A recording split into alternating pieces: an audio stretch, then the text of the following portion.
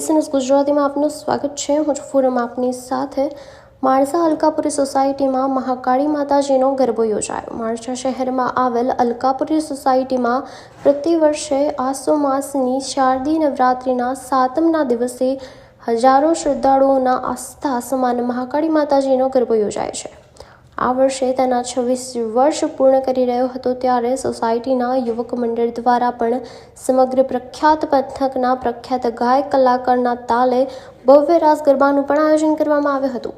રાત્રે 12 વાગ્યે મહાકાળી માતાજીનો ગરબો સોસાયટીના ચાચર ચોકમાં ગુમવા આવ્યો હતો અને મહાકાળી સ્વરૂપે રાજુજી ઠાકોર અને પતઈ રાજા સ્વરૂપે દશરથજી ઠાકોર દ્વારા સુંદર રીતે પતઈ રાજાના ગરબાનું નિરૂપણ કરવામાં આવ્યું હતું અને સમગ્ર પંથકમાં મોટી સંખ્યામાં શ્રદ્ધાળુઓએ હાજરી રહી હતી।